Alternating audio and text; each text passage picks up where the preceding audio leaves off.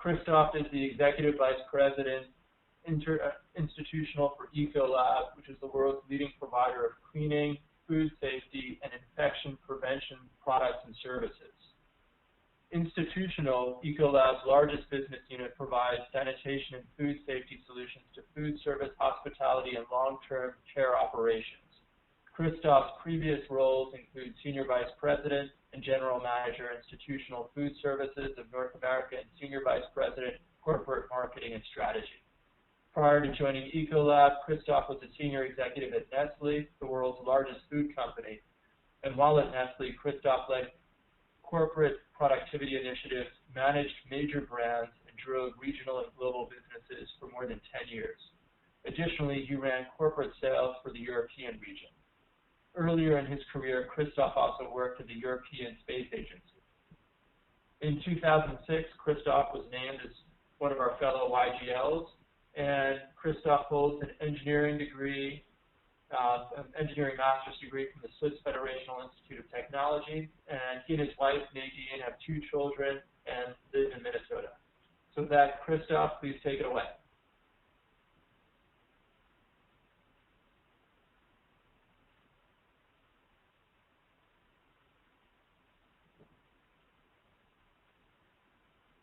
Christophe, if you could hear us, we can't hear you.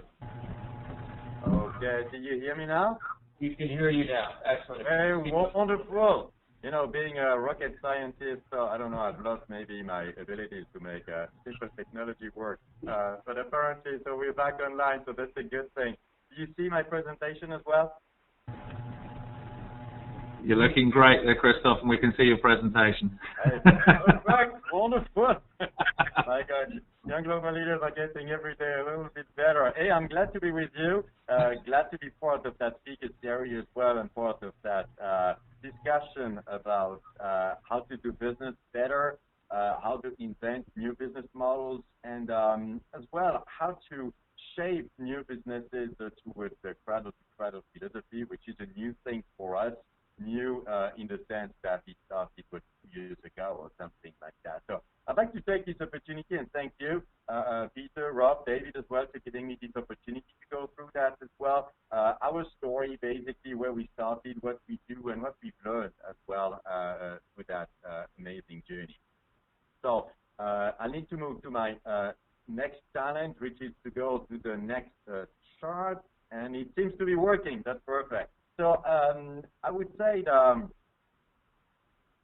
Ecolab story is an amazing success story, which is based on sustainable development. I wouldn't say that it's been called that way at the very beginning, but we've learned as well to understand that what we do has been based on a specific way of developing our business. And what's interesting is that I guess that the best is yet to come, and probably to a great extent as well, so inspired by cradle to cradle. Maybe so before we start, so as mentioned by David, so who we are, we're the global leader of cleaning and sanitation solutions that improve food safety, infection prevention, and public health. I'll go through a few examples afterwards as well. But in other words, what we do is to help make the world a cleaner, safer, and healthier place. So before we go through our whole story, I'd like just to share quickly with you so where we are today, who we are as a company as well. So we are a company of $6 billion with a team of 26,000 people serving roughly 1 million customers in 160 countries. We've had a tremendous performance, I think out of almost 80 quarters, 79 have been growing quarters and delivering or over-delivering the expectations as well from Wall Street, which is an interesting place to be. And the only quarter where we had some challenges was in the third quarter of 2011 for obvious reasons. The interesting thing as well is that what we do, and I'll go over that, so has been recognized as well by the financial community. This chart is just comparing the performance of the Standard & Poor's 500 in the U.S. over the last 50 years, more or less, compared to Ecolab. And you can see that the Standard & Poor's was in the last 20 years, so after 200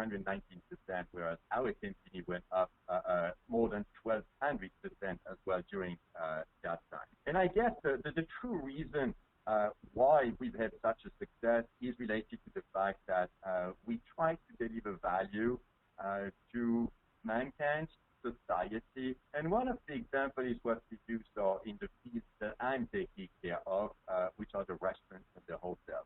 And basically what we do is making sure that we protect people, which means that when you're in a hotel, wherever a YGL can be, being in Africa, in Asia, in the US, in Switzerland, in my home country, we make sure that you're protected. Whatever you eat, whatever you touch, whatever you drink, breathe, whatever that is, basically, you're protected. You won't fall sick. But at the same time, it's also to enhance experience that when you are in a place that you like or that you have to go to, basically, it looks as good as you can. It looks crisp, it looks white, it smells good.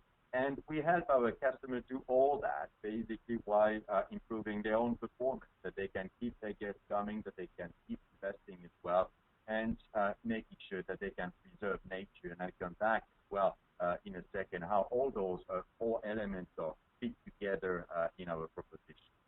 What's really key in our business is that we have a team of 14,000 people who are called our sales and service team, who go and serve roughly 1 million customers around the world, which can be hospitals, it can be food manufacturing plants, or it can be hotels and restaurants as we would.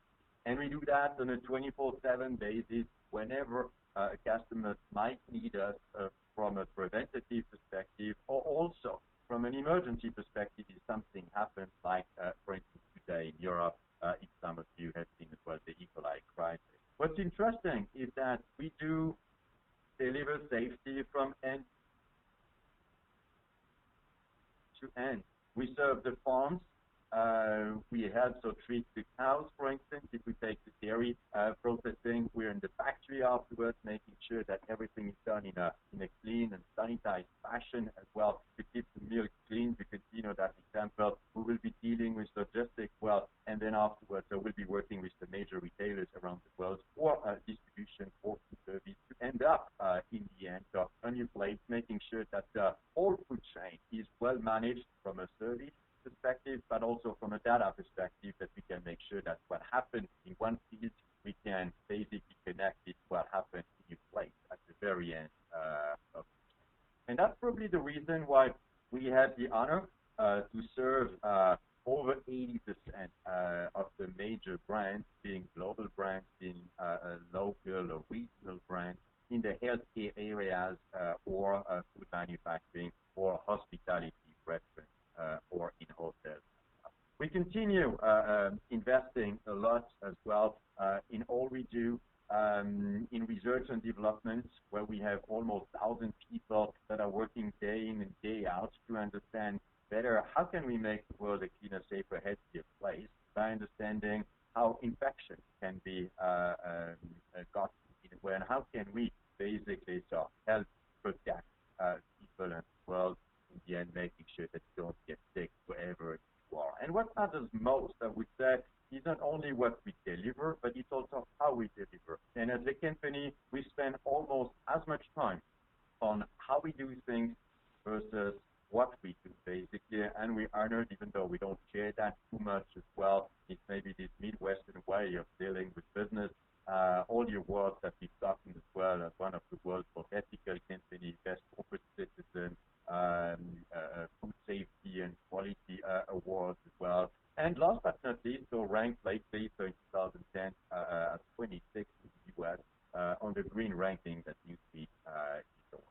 But that's been where we are today, basically. And that's been a long journey. That I'd like to share a bit with you as well, what we went through and how we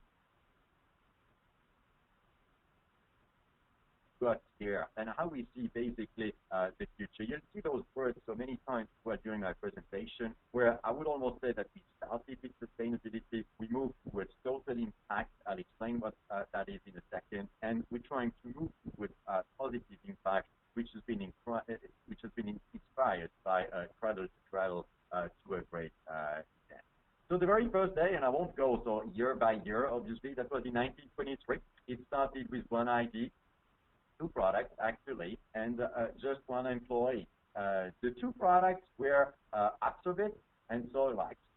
Probably we're all too young to remember all those products, but it was MJ Osborne, our founder, who needed money to finance college for his kids. So he found an idea, basically, as he was traveling a lot from hotel to hotel, and he saw that people so had to clean the rooms and clean the carpet, especially in the rooms, or once in a while, and that was taking many days. And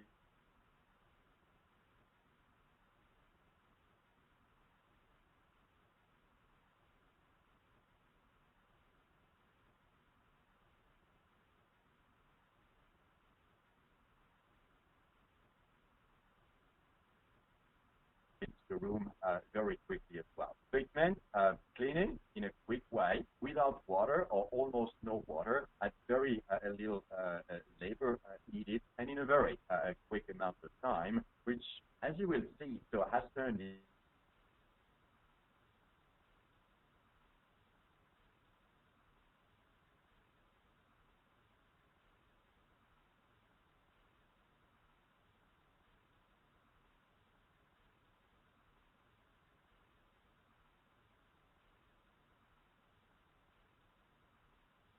what we call our sustainable model, which is, on one hand, on the right hand of that scale or that tree, as such, basically making sure that we can deliver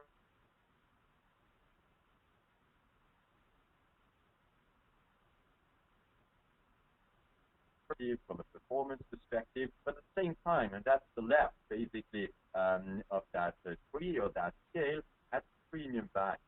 So interestingly enough, so we develop and sell our programs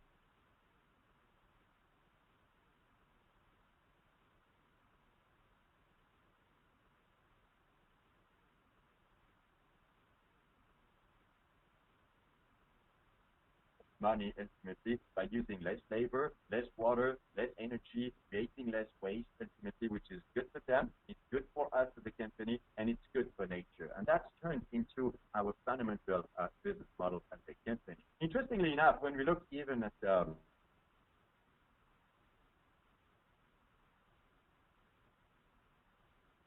natural resources, but with a different purpose. Originally, that was really economical based, which was reducing your expenses. Hence that name of economics lab, right? Well, that changed a few years ago. That almost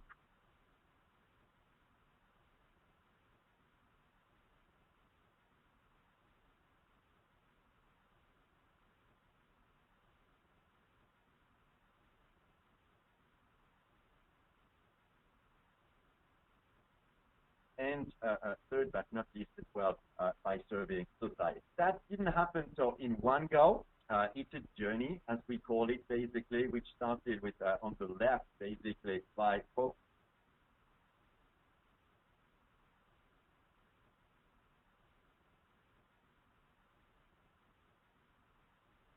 that second well, which basically, when we look at that line in between, it's the difference between what we used to call green, or going beyond green, and going beyond that line, which is basically improving your business performance and improving as well your contribution to nature.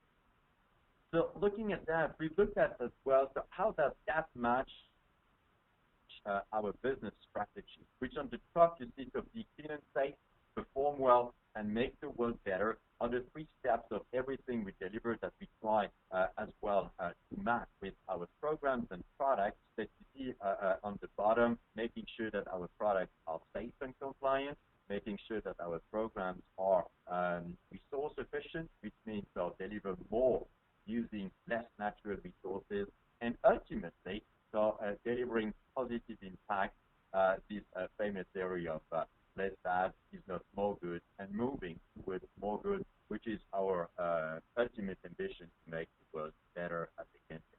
So yes, it always starts with us, and that's not new. And we're working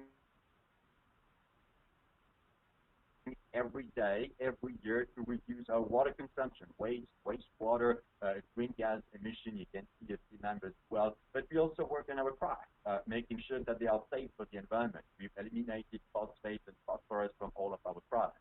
For instance, we've eliminated, well, negative ingredients that are harmful to nature or humans as well. None of that is present in all of our products that we serve today as well to our customers. And one of the examples in the healthcare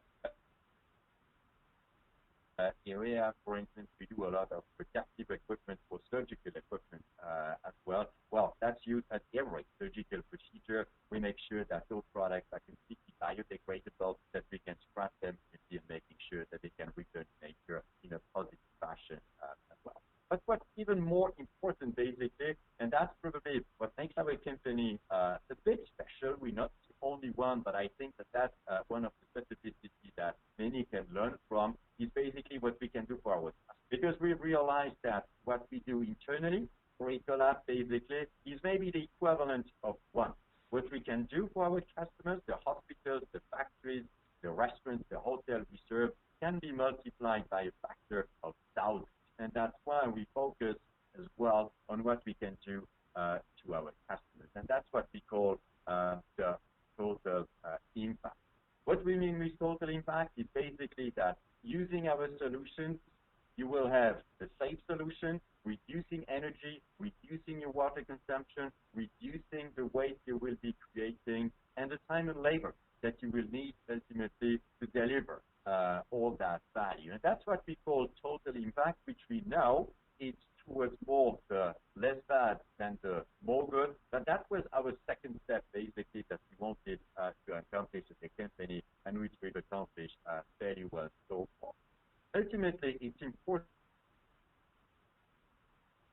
since we are in a safety program environment, to make sure that our first priorities are split in two categories. One is making sure we can protect people, and we have a lot of debate with California, for instance, around disinfectants. So how much trade-off can you do on the disinfecting efficacy versus the danger to people or to nature, basically? Well, we've said, yeah, first and foremost, it has to disinfect in order to make sure that it's good for people, but then, at the same time, do our utmost, basically, to have products which are good as well for nature and safe for people, but making sure that we do that in that right order as well. So we have all our R&D people so working on those issues, and I'd like just to share a few examples that we have here. For instance, what we've done in packaging. As well, in 1960s, we had 5-gallon containers. Today, we have a small block, which is shrink wrap, which is delivering even more than the 5-gallon container, which was there 50 years ago. That's almost 99% of reduction of packaging, and that equals to millions of pounds of less plastic, of fuel being used to transport all that. And ultimately, because those products work better, you need as well less water to make them work. So we're working with that idea in concentrating our products always more. It's making sure we can reduce temperature as well, from higher temperature to lower temperature, since cleaning is often related to temperature and how much energy you need for that. And ultimately, it's also making sure that you use it in the right quantity. So we're moving away as much as we can from all normal bottles to go to dispense equipment to make sure that everything is done in a very accurate fashion. So the challenge is basically that our customers should do or don't want to do trade-off. They want to make sure that they have effective solutions, but at the same time that they can have sustainable solutions.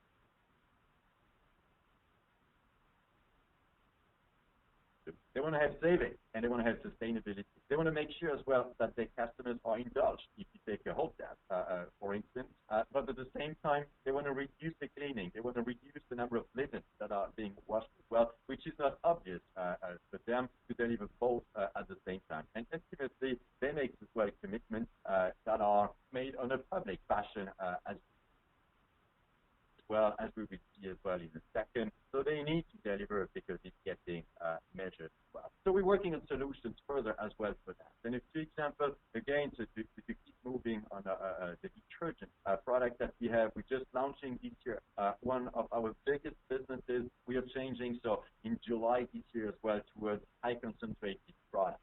It's 50% more power, working better than the product that we had before. It's a third less packaging. It's almost 99.7% reduced at the same cost for the customers ultimately. And last but not least, which is interesting, moving towards that is good for our customers, is good for nature, and at the same time, it's good for our margins as well, because those products have a better financial margin as well. We've developed as well probably the most advanced dish machine, just to take one example of the many areas that we touch. The Apex dish machine, which is coming on the market this year as well, is using 50% less water and energy compared to the previous models as well, which were good already. We get better results, and yes, it helps us increase our own competitive advantage, which is a good thing as well. So that helps us, if we take many examples in the three different fields that we are serving. If you take a hospital in the Netherlands, where they were really asking us, how can you help us basically improve our energy consumption, water consumption as well, from the operating room to the kitchen? And we've helped them, we've helped that group to reduce the energy by a lot of kilowatt hours, as you can see here, but as well millions of liters of water that had as well to be saved, and that we could deliver against their own promise as well. We've been working with food manufacturing US, who had in one of the divisions 11 plants, and they were using a lot of water basically to treat the meat as well on a continuous basis. Well, with our solutions, they've been able to reduce by hundreds of millions of gallons basically as well their consumption, and doing a better job ultimately at the end, while reducing as well energy consumption. One of the areas we serve as well, laundry. I'll come back to that. In a hotel, that's the third area we serve. So after the hospitals, the food manufacturing, and the restaurants and hotels, basically. Laundry is using a lot of water. Well, with our new systems, we can really help reduce drastically all the water which is being used, and a better result. And I'll come back to that in a second as well. That's where we are today, and that's not all. Because if we look at some of our customers, they want more than that. They want way more. If you look at Walmart, they've committed openly that they will have zero waste by 2050. Just guess that. Obviously, such a huge company, one of the largest companies around the world, creating a lot of waste today and making sure that they can go to zero. Coca-Cola, one of our largest partners as well, has decided to become water neutral. We're helping them getting there. Starwood, which is the companies owning Westin and Sheraton and W Hotels, basically, are trying to avoid that trade-off between indulgence, feeling good in a hotel, ultimately, why they reduce their water and energy on a continuous basis, and they've made this commitment in a very strong way. So basically, what we're building now for our customers is a system which encompasses everything, which encompasses public health, you're safe where you are, guest satisfaction, you feel good when you visit basically that hotel, or unfortunately, or hopefully not, the hospital, basically.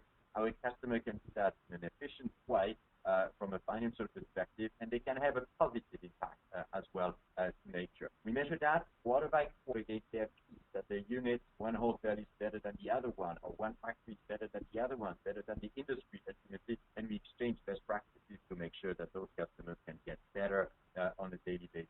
We measure that, we give that to them on a monthly basis today, basically. So how much water do they consume, how much energy do they consume, with the idea that we can move that to zero according to their objectives as well. And positive impact, which is inspired by Cradle to Cradle, has been the fundamental change in our company. We've been developing products, as mentioned before, which are basically helping our customers reduce water, reduce energy, reduce waste. And that's about doing less bad. And Bill McDonough, when we met a few years ago together, provoked us and said, so can you do that in a different fashion? That ultimately what you do is not about reducing, but it's about adding to nature. That's changed completely the way we develop as well our products going forward and what we deliver to our customers. So we've defined our principles as a company based on that, and we split them in three categories: so economic principles, social principles, and environmental principles. And if I go for I think maybe the first one, which basically describe the way we do business by serving society and making sure that our people are working in a healthy environment. Well, we consider that supporting the prosperity, health, and growth of people and communities is a principle we have as a company. We want to make sure that all materials that we use are safe for humans and environment. We want to make sure that we can conserve energy, that we can reuse energy as well, and that we can use renewable energy at 100% in the future, but that's when it's available and affordable as well as a company. We want to make sure that us and our customers basically can reuse almost 100% of the water they use, and what's taken out of the water can be reused positively as well in nature. And ultimately, it's really considering waste or materials as nutrients that can be repurposed or safely returned to the environment. This chart, which is not meant to be looked at, obviously in all details, we've defined as well how do we develop products from sourcing to manufacturing to how they're being used by our customers, making sure that we cover all three elements of safety, good performance, and ultimately positive impact. And we take every current product and new development through that framework to make sure that we deliver our promise. That helps us basically as well develop completely new products, new programs, new value to customers to go around that curve that most of you have seen probably from a field as well, which is the concept of straddle to straddle, which we can truly show basically it's not about reducing the usage of natural resources, it's about transforming basically the value that we deliver, delivering value to the end customer and adding value to nature as well. A few examples as well that we're working on today. One is called Ecovation, which is a technology that we've developed with MIT a few years ago, and we're further enhancing that as well. That was based on an acquisition that we did as well, which is basically helping food tanks, which are fairly significant creator of food waste that comes through the water. And we have a system now that basically we can take all that waste, that food waste from the water, we can take that waste, burn it, create energy for the factory, and reuse the water in the food process, which helps basically having a closed loop, creating no waste, and using the renewable energy as much as we can. It's one of our largest growth business that we have today in our company, and that's been a great story as well for us. Another example, which is close to my heart, basically, which is the next generation in laundry. It was one of the points that Bill provoked us and said, well, we see in every hotel where we go, basically those small cards saying, well, if you don't want to reuse your linen, put them on the floor, or if you're in agreement not to have your linen changed on a daily basis, put that part on the bed, and all those things that we've all seen basically, and said, well, does it need to be like that? Or can we really have the fresh towels, fresh linen every day, and at the same time we can do that in a positive fashion for the environment? And I strongly believe we can get there, and that will be the next generation compared to economic, which we've already realized 40% water and energy reduction, and our hotel customers saying, well, I can use basically that reduced money to provide better indulgence to my guests, and the next generation is close to 100% improve recycle all water and energy in the laundry process. Another and last example is Aqualogic.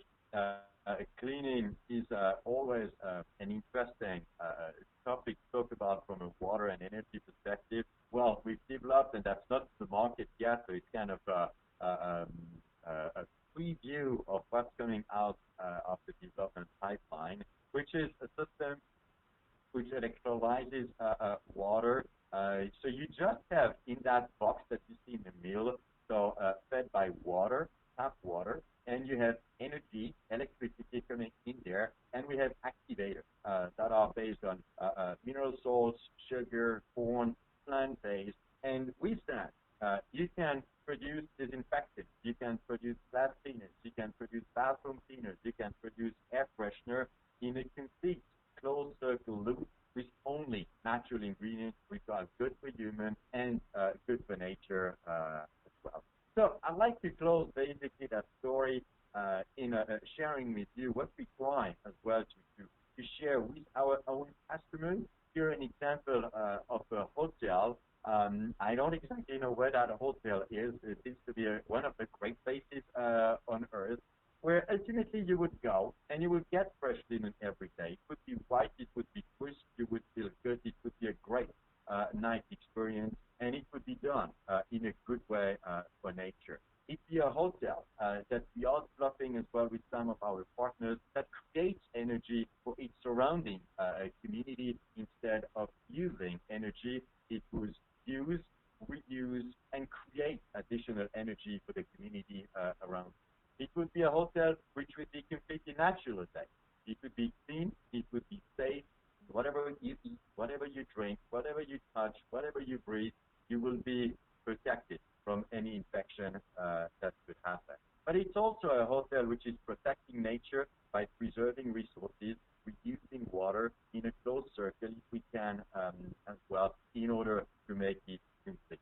So the future, maybe, and I think that in our company, very soon, it's been a wonderful journey for us. It's just the beginning. I think the best is yet to come. And what's key is that we do all that, not for us, but for our customers who have the biggest impact, and ultimately for society and for nature, which are the ones we serve first and foremost. That's it, Rob. Christophe, thank you so much. This was fantastic. You really painted quite a picture of a company that's transitioning and moving to have a positive impact on society. This was fantastic. I'm trying to put together all of these questions. I'll start with one. It seems like with your examples of Ecovation, Aquanomic, Aqualogic, that the company is really finding new business models as a result of possibly the sustainability initiatives. Can you speak a little bit about the germination of these new businesses and how they came about and what maybe some of the hurdles are? Yeah, so I'll try to do the short version. Obviously here, we're a company that tries to increase its margin in order to invest in further development. To do that, we need to be able as well to sell solutions at a higher cost, but a higher price, but which is good ultimately for customers. They can afford it because it delivers more than what they've invested for us. And interestingly enough, so considering that principle, it forces us to deliver solutions that for them, they just use our product, they almost don't need water, they almost don't need energy, they almost don't create waste, and even better, in that cradle-to-cradle approach, create something positive for the environment that they could maybe even sell as well from that. So every single business that we have needs to go through that model, I would say, and every development that we do when we do that internally is based on customer expectations. And to come back to this linen question, it came from Bill, and then when we had those discussions with hotel companies, just imagine how pleased they were with the opportunity for the future for them, so to please their guests even more, and at the same time reduce as well their costs, which at the same time increases our margin, which helps us invest more in the future. Mm-hmm. And do you feel with these transitions that the culture within Ecolab is changing and how people look at the company has changed? It changes a lot, and it changes in two aspects, I would say. One, which was good, was the first step was first to see that working all together, because we, in our company, so each of the divisions, in a way, so is serving different programs, and it's bringing them all together. That is helping us of protecting natural resources. That was the first thing. It was a good business decision and a good move as well. And second, thinking about solutions that do not use natural resources from a net perspective has changed completely the way that we develop products and programs going forward, which has been a revolution for our company. Excellent. It's certainly a common theme we're hearing about how people within the ranks of the company are excited about various initiatives. About from a challenge perspective, as Ecolab has gone through these various initiatives, any patterns of challenges that you saw that maybe other YGLs can take and learn from as they push various initiatives through their organizations? I would say the first challenge that we have, or that we had, but we still have it, is to make it believable.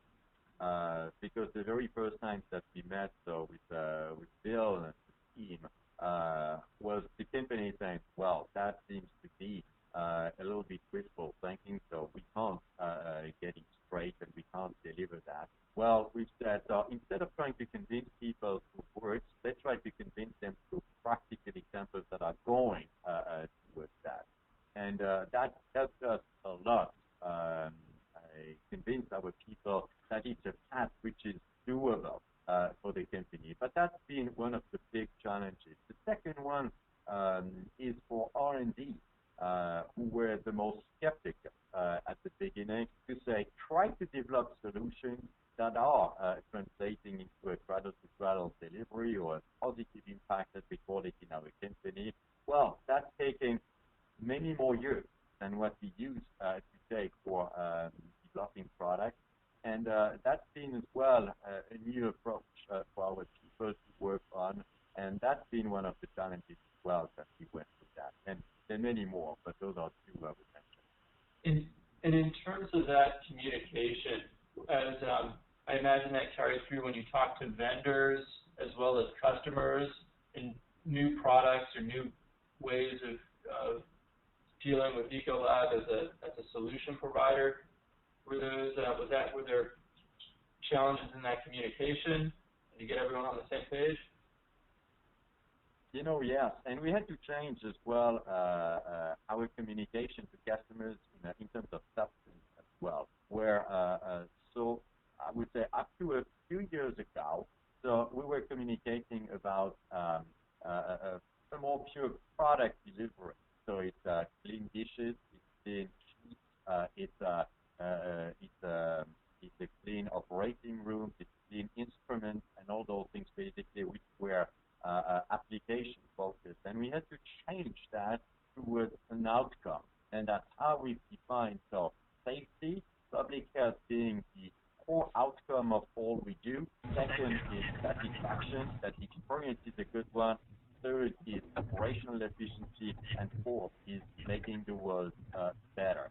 So it's not product focused, it's outcome focused, and that's probably the winning way, which was for us to convince our customers and to a certain extent our vendors as well to work with us in that direction.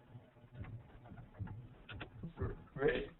And Peter Lacey is going to join in. He has a specific question he wanted to ask. Thanks, David. Hey, Christophe. So I was just wondering, well, first of all, thank you. Fantastic overview. I think some of the work that Ecolab's doing is truly at the cutting edge of some of the business model innovation that we've been talking about through the series as a whole. So this has been great.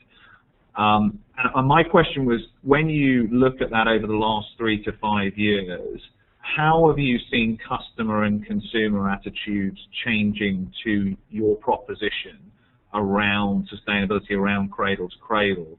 And that's really part one. And then I think if you look to the next 3 to 5 years, what do you anticipate from the trends you see? What do you see coming down the track again on that customer and consumer proposition perspective? I would say the big thing is, and especially related to the crisis that the world went through as well that are there to you. Our customers being in food processing, hospitals, or hotels and restaurants have been mostly focused on saving money.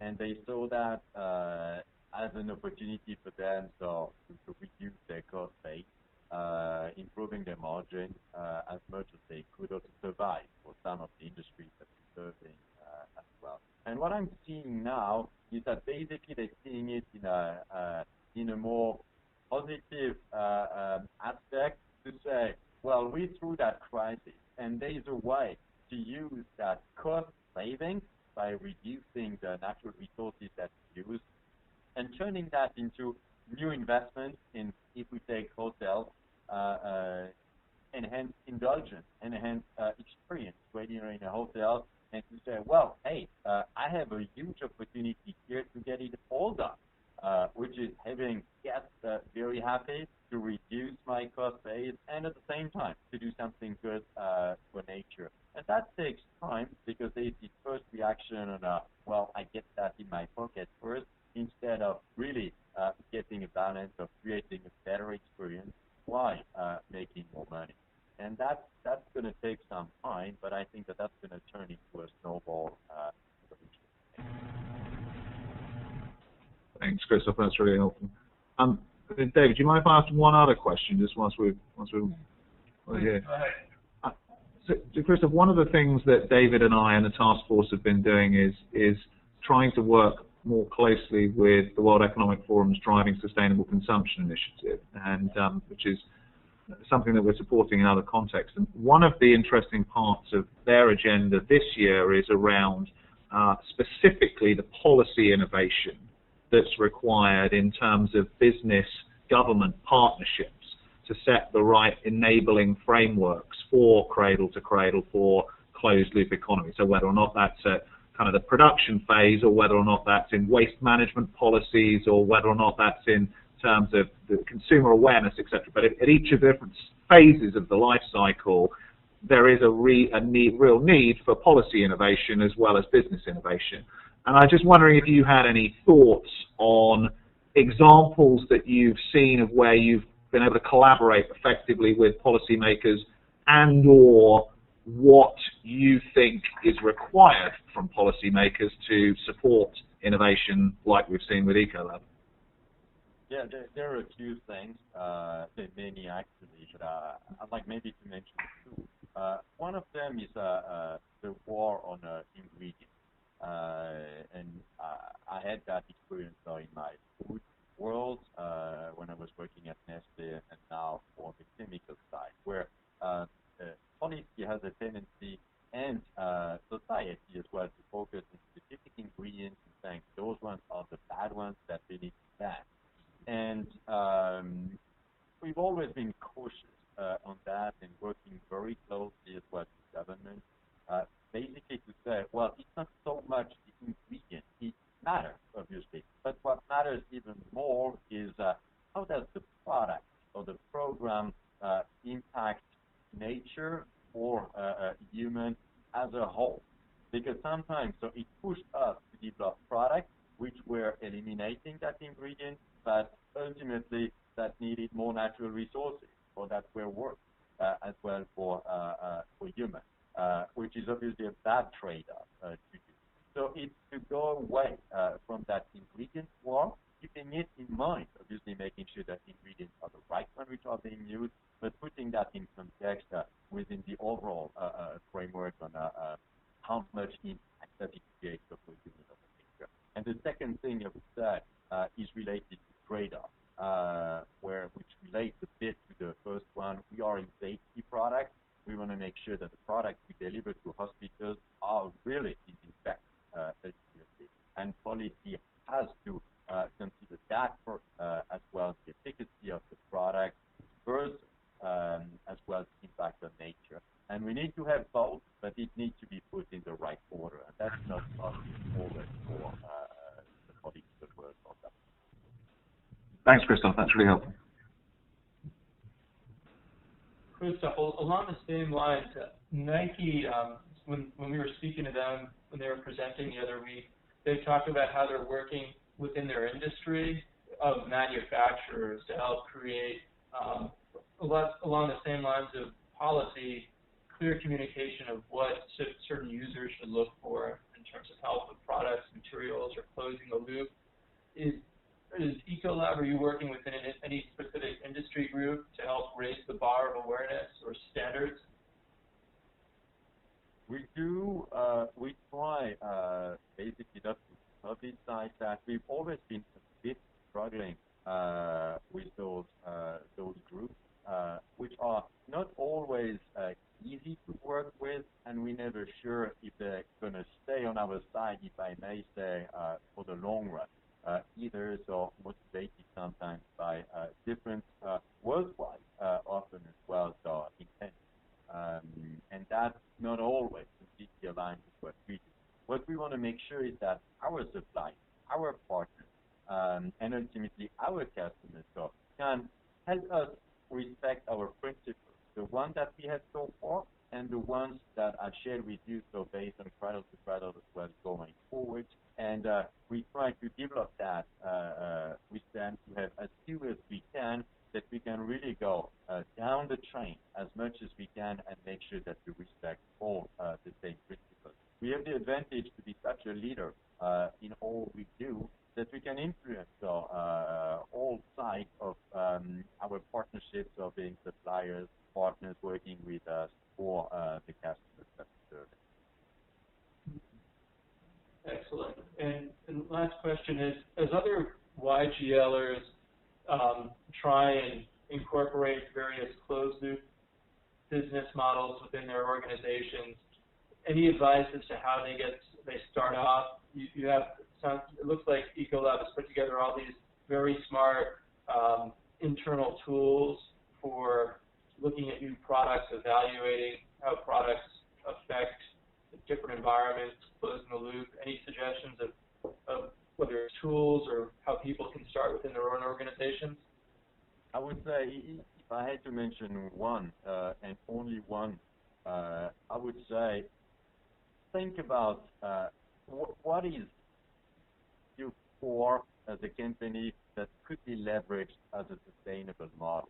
And too many companies at the beginning are looking at how can they do, if I may say, sustainability on the side, which is poorly publishing a sustainability report and reducing some of the elements basically just to have a better picture. And in my mind, that's the wrong way to go. The better way is really thinking, so what makes you different? What could you use as a company, as an organization, that you could leverage ultimately to have a better impact on the world in what you do and not what you do on the side.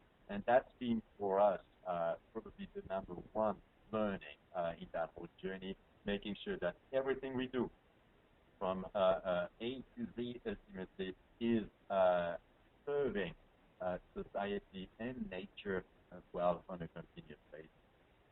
Wow, excellent. Those certainly seem like words of wisdom, and this has been an inspirational story, and it's exciting to hear everything you're saying. It looks like Ecolab, and you have a great future, so we're excited for you. Thank you so much for sharing all of this with us today. Much appreciated.